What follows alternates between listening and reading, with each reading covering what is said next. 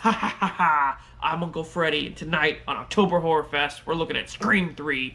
And this isn't a trilogy, bitch. There's still one more. But in this one, Sidney Prescott comes back again to get tormented by Ghostface. And I don't know who fucking plays Ghostface in this one. It's a different motherfucker every time. Let's take a look.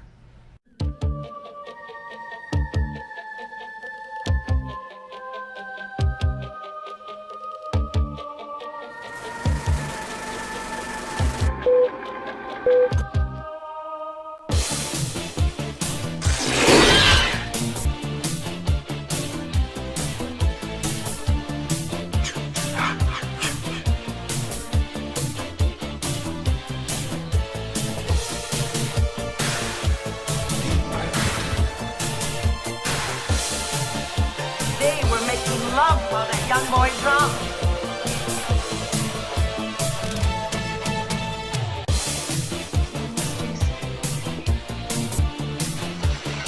Trick or treat, motherfucker.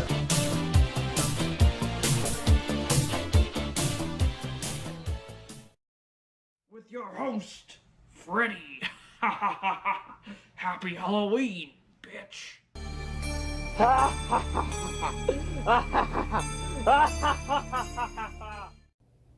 Well, hello there. Back with yet another Scream.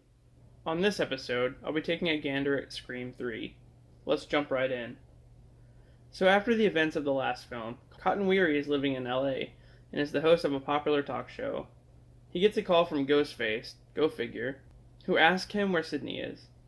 When Cotton refuses to answer, Ghostface just shows up and kills him and his girlfriend. Then we meet Detective Mark Kincaid, who reaches out to Gail about Cotton's murder. The conversation steers her to Hollywood, where she meets back up with Dewey, who's now serving as an advisor on the set of Stab 3, yet another film based on the Woodsboro murders. A bit later on, Ghostface arrives on set and kills one of the actresses, causing production to stop. While all this is happening, Sidney is trying to live a normal life away from Woodsboro when she gets a call from her mother. But actually, it's Ghostface with a new voice changer allowing him to sound like literally anyone. She falls for the bait and heads to Hollywood.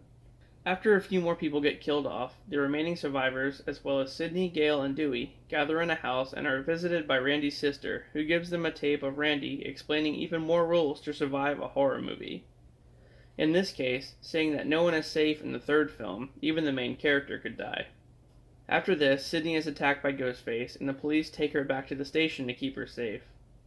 While that's going on, Gail and the other survivors go to a party for Stab 3's director, Roman, where pretty much everyone else dies except for Gail and Dewey.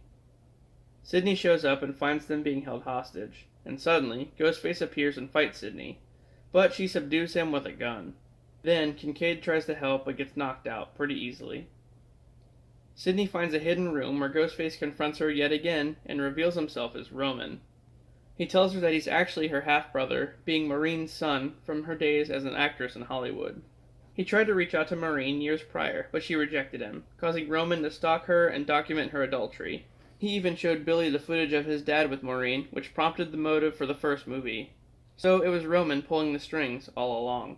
Sidney denounces his motive and they fight again, this time with Sidney getting shot. However, she has on a bulletproof vest and stabs Roman to death. Just then, Gail and Dewey show up and Roman springs to life in typical fashion, ending with Dewey shooting him in the head.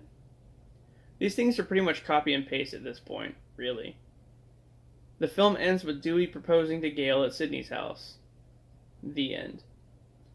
So this one wasn't bad. I mean, yes, it followed the same format as the previous two, and it was literally like a fill-in-the-blank.